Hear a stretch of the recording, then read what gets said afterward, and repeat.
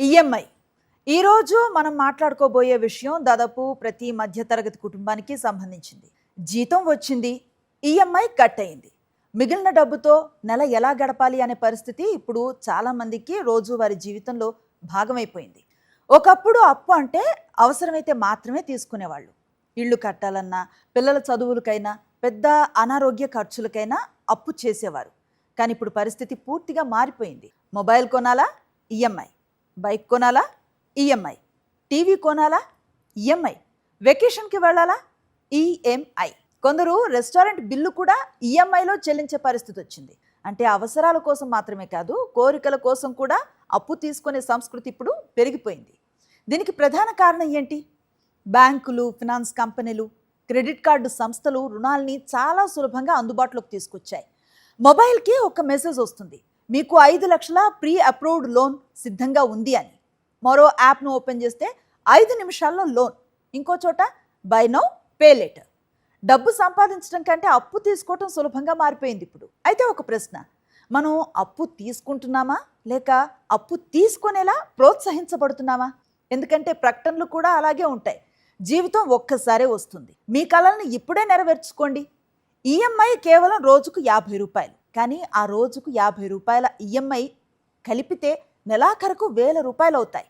ఇప్పుడు చాలామంది జీవితంలో జరుగుతుంది ఏంటంటే, జీతం అకౌంట్లో పడకముందే ఈఎంఐలు లైన్లో నిలబడిపోతున్నాయి.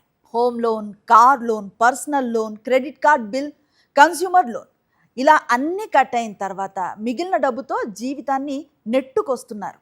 అప్పుడు అనిపిస్తుంది, మనం డబ్బు కోసం పనిచేస్తున్నామా లేక ఈఎంఐల కోసం పనిచేస్తున్నామా అని. ఇక్కడ మరో ప్రమాదకరమైన విషయం, క్రెడిట్ కార్డులు. క్రెడిట్ కార్డు అనేది సౌకర్యం కోసం రూపొందించిన ఒక వ్యవస్థ. కానీ చాలామంది దాన్ని అదనపు ఆదాయంగా భావిస్తున్నారు. అకౌంట్లో 10,000 ఉన్న క్రెడిట్ కార్డులో 1,00,000 రూపాయల లిమిట్ ఉంటే ఖర్చు చేసేస్తున్నారు. ఆ సమయంలో ఆనందంగా అనిపిస్తుంది, కానీ బిల్లు వచ్చిన రోజు అసలు కథ మొదలవుతుంది. మినిమం పేమెంట్ కట్టేస్తారు, మిగిలిన మొత్తానికి భారీ వడ్డీ పడుతుంది. అలా ఒక చిన్న ఖర్చు పెద్ద అప్పుగా మారిపోతుంది. ఇప్పుడు యువతలో మరో ట్రెండ్ కూడా పెరిగింది, బై నౌ పే లేటర్. వస్తువు ఇప్పుడే తీసుకోండి, డబ్బు తర్వాత ఇవ్వండి.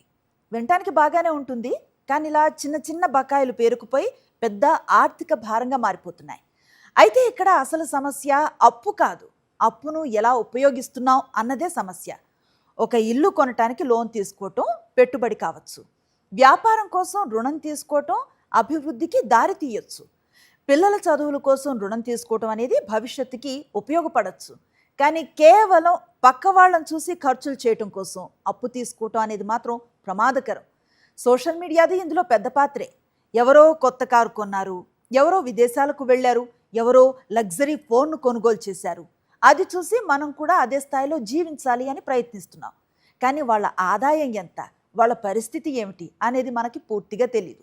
ఫలితం మన ఆదాయానికి మించిన జీవన శైలిని అప్పులతో కొనుగోలు చేస్తున్న పరిస్థితి.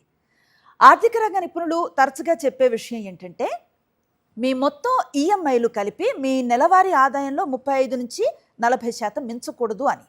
దాన్ని మించితే భవిష్యత్తులో ఆర్థిక ఒత్తిడి పెరిగే అవకాశం ఉంటుంది. అలాగే అత్యవసర నిధి కూడా తప్పనిసరిగా ఉండాలి. ఎందుకంటే ఉద్యోగం పోవచ్చు, అనారోగ్యం రావచ్చు, అనుకోని ఖర్చులు రావచ్చు. అలాంటి సమయంలో అప్పులు మరింత భారంగా మారతాయి. అప్పు తీసుకోవటం తప్పు కాదు, కానీ ప్రతి కోరికను ఈఎంఐగా మార్చుకోవటం మాత్రం ప్రమాదకరం.